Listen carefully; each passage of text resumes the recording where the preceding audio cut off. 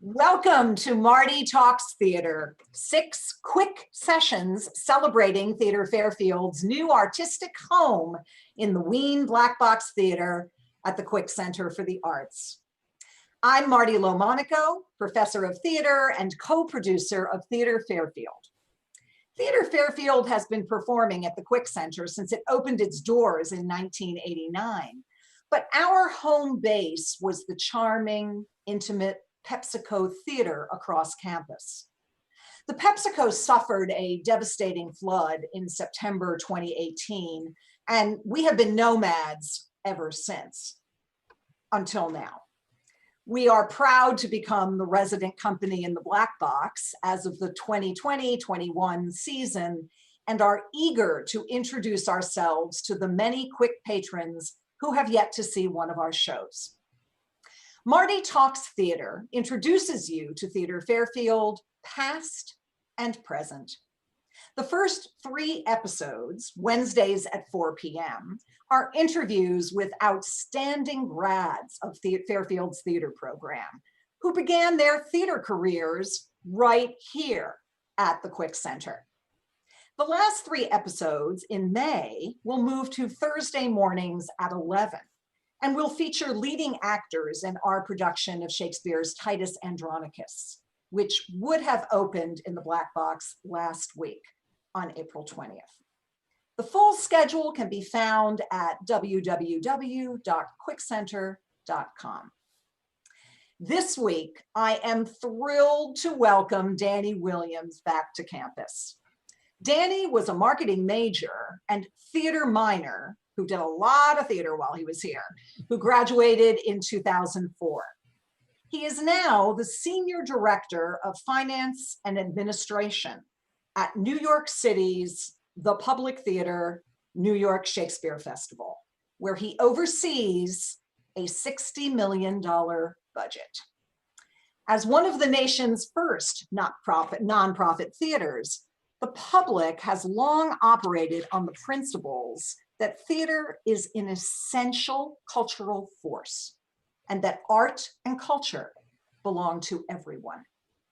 For over a decade, Danny has been instrumental in supporting the growth and stabilization of the public's dynamic programming and artistic influence. And you're going to hear all about that in today's broadcast. He has trained extensively in organizational development and serves as an active change agent to bring more thoughtful and sophisticated practices to the organization. Danny is also affiliated with the Warren Miller Performing Arts Center in Big Sky, Montana, far from New York City, to bring world-class theater to the Treasure State. Finally, he is an adjunct professor in the Master of Fine Arts program in Performing Arts Management at Brooklyn College in New York. I welcome Danny Williams back to Fairfield. Thanks, Marty. It's a pleasure. So nice to have you here. So as we've been starting all of these programs, we are starting with Danny's career at Fairfield. And interestingly enough, because he works for the New York Shakespeare Festival, his career started here with Shakespeare's Henry IV, Part 1, where he played Sir Walter Blunt. And if we could have the first slide, please. So here you see Danny on the left being picked, which I just love this, by Douglas, who was played by Alex Pavone. And then our next photo, Blunt dies in Act 5, Scene 3. And I still have an image in my mind of, I directed this production, Danny lying there dead on the floor at the end of Douglas's long, very long. Very long. Very long. Those were huge, heavy weapons that we used in that show. And then finally, we have this lovely picture of Danny as Sir Walter Blunt. And we'll see this final photo of Danny, please. Just wonderfully, richly standing on stage. Yes. So Danny, take us back to your very first Shakespeare. It was a really, really fun experience. I think, like most people, spent most of my time more towards musicals and sort of more simpler but entertaining plays in high school. So the prospect of doing Shakespeare was one that seemed a little intimidating, but Marti, you did a really wonderful job of sort of guiding us through that process. We not only did we rehearse at night, but we also had a class that went along with the production. I think now they're called TIP classes, right? Is that what they're called?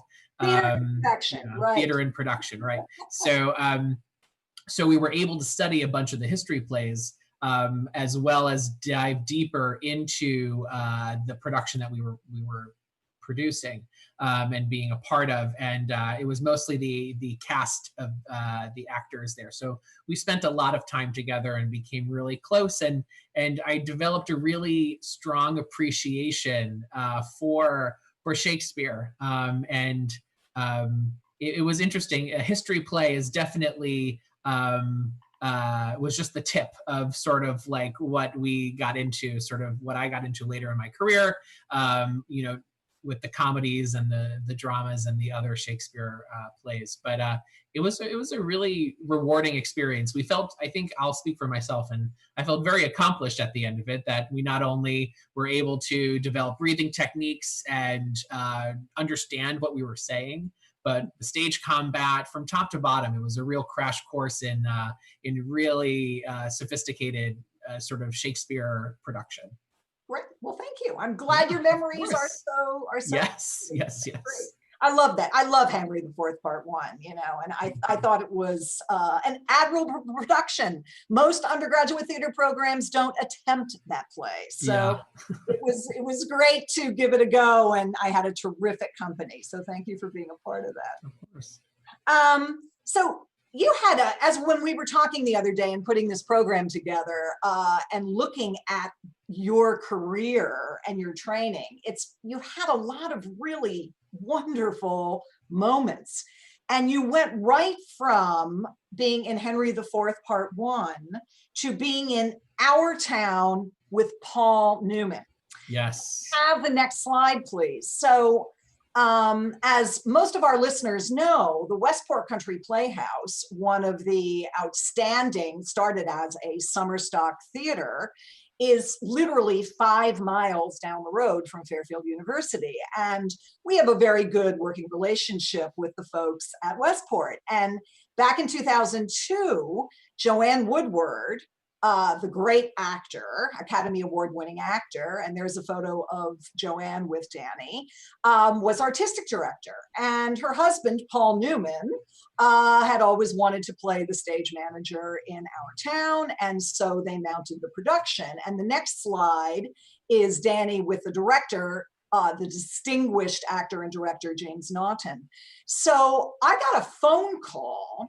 It was probably from Annie Keefe, Joanne's longtime artistic associate, asking me if I had some students who could play the baseball players in the show. And I believe, I'm going to let you tell the rest of the story. I believe you actually had to audition, didn't you? Yeah, a bunch of us went down to the Playhouse.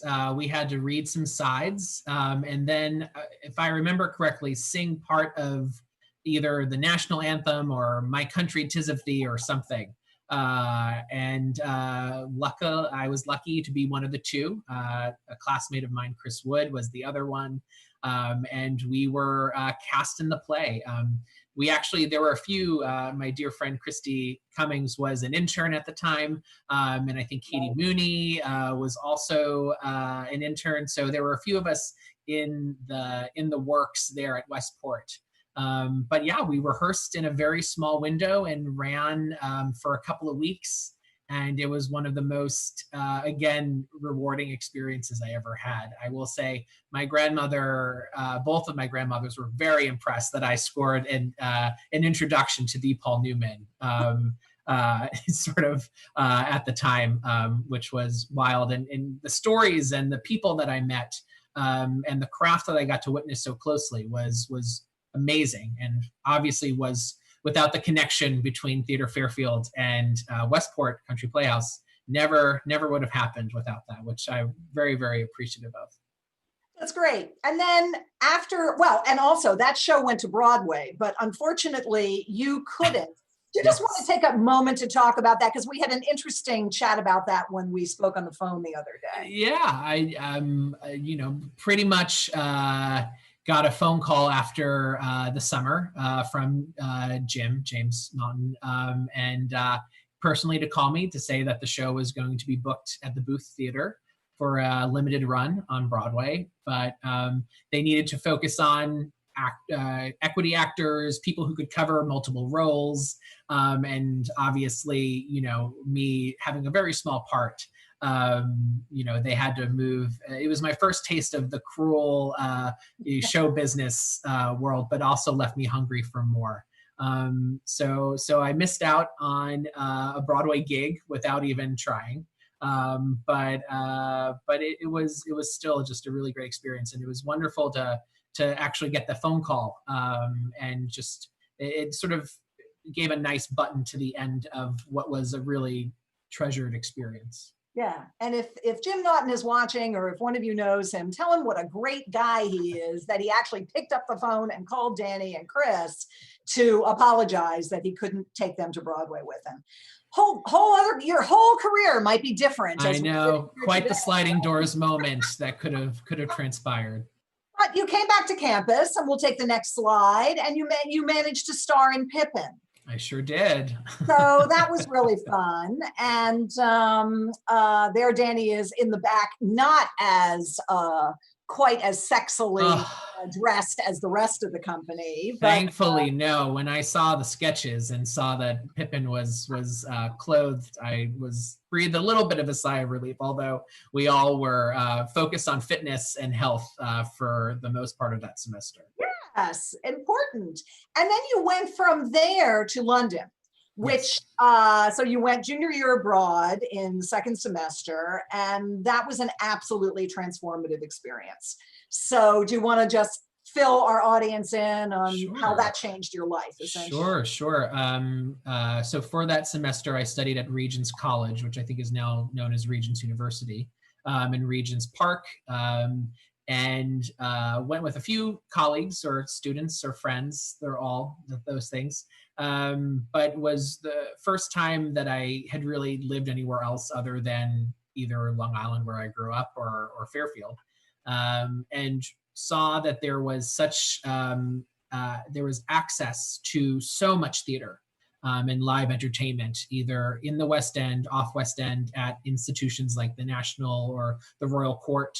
And really made an effort to see as much theater as I could, and ranging from Phantom of the Opera to Derek Jacobi in The Tempest. So running the gamut from everything, and really that immersion and that seeing everything that I could get my hands on really exposed me to even more current and previous theater artists than I could ever imagine, and really sort of stepped up the game in terms of, wow, there is a whole world and industry of live theater that is outside of campus, and I wanted so desperately to be a part of that. And you did, and you did rather quickly. Yeah. And this is kind of a perfect scenario for how to build your career once you graduate from college. Mm-hmm. I think Danny has lived the dream in many regards. And I'm sure there's parts of it that weren't so dreamy, but at least looking at the trajectory of your career. So you graduated with a marketing and business degree and theater minor, and you immediately went into the professional theater world. You got a 1-year paid internship at the Manhattan Theater Club, and you happened to be there the year that they were producing John Patrick Shanley's hugely successful award-winning play, Doubt. Mm-hmm. And Doubt went to Broadway. Could we have the next slide? And please, and this was Doubt on stage with the unbelievable Cherry Jones in the lead. And so you were telling me, so then as because you were working at Manhattan Theatre Club and they had produced this, you were at the Tony Awards. Oh yeah. Tony Awards. Yeah, it was pretty wild. Sort of to bookend the first year out of college, the interns and the staff were invited to the party. And it just was a very surreal moment to sort of in a year sort of have lived through working. I learned so much at Manhattan Theatre Club. That internship program is wonderful, and really I know has taught me and a lot of other TF alums a lot about the professional theater industry. But from a year from graduating to hobnobbing at the Tony Awards was quite a 1-year journey, and again sort of told me that I was on the right path to sort of fulfilling what I wanted to do for the foreseeable future. Which is just a fabulous story. And then you did say, beginning your career in nonprofit theater, Mm-hmm. you had 2 really great lessons coming out of the year at Manhattan Theatre Club.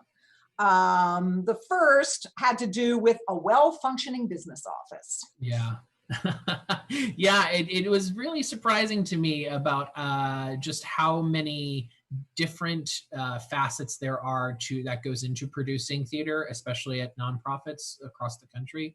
And one of the things that I learned is that the business office or the finance office needs to run pretty smoothly to make sure that everything else can be as creative a process as it needs to be when you're producing new theater. So the people there really taught me a lot, and just that balancing the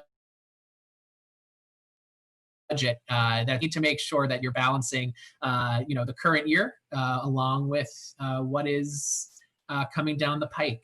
So it really taught me that. And the other interesting thing was because I was there for a full year, I was able to see everything. I was able to go through an audit. I was able to do budgeting, see what the budget process was for future seasons, and was able to really understand the rhythm from a financial sense that I think if you're only there for a little bit of time, you really don't get a full feel for. So it really furthered my sort of hunger to be a part of it, and just knowing that I could match both the finance and business degree that I got at Fairfield along with the passion for theater was really an aha moment for me that I know that I had before I left campus, but was further strengthened by the internship.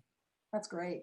And then you spent a year at Music Theatre International, which is a licensing agent for musical theater plays. And it struck me when you talked about that year that you were there, that you were not getting to go to Tony parties and you were not integrally involved with production, and you missed it. Yeah, I mean, I learned a lot, and the people that I worked for are still very close friends of mine. But I did miss that sort of moment of sitting in the audience or walking by a theater and saying, wow, I helped make that piece of theater. And so I sort of, after, seeing what that side of things was all about, I immediately tried to get myself back into the actual producing of theater, because that's really where I felt the most excited about. And you did. Yes. Next stop, the Public Theater, New York Shakespeare Festival, downtown. And can we have the next slide, please? Here's a lovely at night photo of the, as you call it, 425 Lafayette Street, the Astor Place main theater for the public. That was where you were hired in the fall of 2006 in accounts payable. And that's where you still work, pretty much running the budget. Yeah. So here is the anchor landmark public theater downtown, which was the old Astor Place Library, right? That's right. And it now is this fabulous theater complex that has, I think, 5 theater spaces and Joe's Pub. Am I right? 5 plus Joe's Pub. That's right. Great. And I'm a long-term member. You certainly are, yeah. And I'm one of the big fans of the Public Theater, so this is a real pleasure for me. And then, of course, their other theater is uptown in Central Park. And if we could have the next slide, the Delacorte. And this is free Shakespeare in the Park, which is where not all, they do Shakespeare productions downtown as well, but this is one of the great gems of the New York City cultural scene and has been since the 1950s. Yeah, it's a magical place. I feel like for New Yorkers or just anyone, it sort of transcends theater and is a real sort of magic experience to sort of sit there, see live Shakespeare, watch the sun go down, and sort of the stage light up. And the productions are always wonderful and artistically engaging. And as a not a Shakespeare scholar, I feel like I always leave understanding what actually what happened, which I know sometimes for Shakespeare it can get a little confusing, but Which is precisely what it should be, right? Yeah. You're not going as a scholar, you're going as a theater goer, and you should be able to, absorb every moment of the show. Yeah. Which is great. And you can do that real well at Shakespeare in the Park, which is great. So let's talk about how you finance all this stuff and talk about your job. Dave, sure. What do you do? So now that I am in my position, I am now sort of in charge of the day-to-day operations. I manage a team of amazing people who do payroll, accounts payable, accounts receivable. We do the accounting and all the filing of forms. And so we're making sure that the place runs smoothly from a business perspective, so that we can help the other people do their jobs. And for me, a lot of what I do is work on both an annual planning window. So I work with the managing director and the associate producer and others to sort of see what is artistically coming down the pike. We plan our seasons every year and try to get a little bit ahead of ourselves so that we can see far out into the future. Running the figures, making sure that we understand how much the shows are going to cost us, the size and the scale and the scope of them, how much money do we think we're going to earn, working with the marketing department to see about earned revenue, and then working with our development and fundraising teams.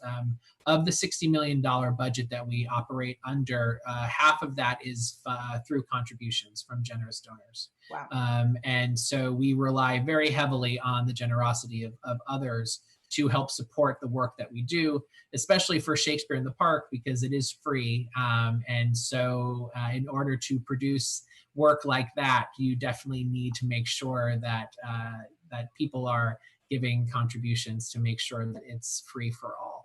And then I also work on a more strategic level with Patrick and Oskar, who are the top leaders of the institution, to work on strategic initiatives. What does the future of the public look like? What it looks like 4 or 5 years down the road. One of those things includes talk of revitalizing the Delacorte. And what that will look like. And we're in active sort of talk with city agencies and others to sort of envision what a future for Free Shakespeare in the Park looks like, which is really exciting because we are very interested in making that a home for New Yorkers for forever, if we could. Which is great. Can we have the next slide, please? This is the interior of the lobby at the Public downtown. And one of the things you mentioned was, because this is a really active place. And I think in this photo, you can see there's a center bar and this very interesting Shakespeare sort of chandelier that has quotes from Shakespeare on it, which is kind of fun. And then you can see the entranceways to how you get to all these different theater spaces. And you were talking about the importance of making sure that everything is humming there, that these theaters are filled and lots is going on and there's lots of different choices for the general public. Yeah, I think in our way, we try to make it so, to use the analogy of like a multiplex or something like that, or a cinema where you could see any type of movie you want. I think having all of those spaces, we want to produce as much different and engaging theater as we possibly can, so that, you know, a lot of times people are planning to come, but if they didn't plan and they just showed up, they could see something affordably, and something that reflects what's going on in New York and the country and the world right now. And hopefully they enjoy themselves at the same time. If they can get a ticket. Yeah, that is We've true. already sold out. We have become very popular over the years, Yeah. and so even if you're a subscriber, you can't yes. necessarily get tickets to everything. In our next slide, we have Danny's brilliant boss, one of the most famous artistic directors in the world, Oskar Eustis, and there he is at the Delacorte. And what a pleasure to get to work with this extraordinary guy. He is one of the most fascinating and inspiring people I've ever met. Truly,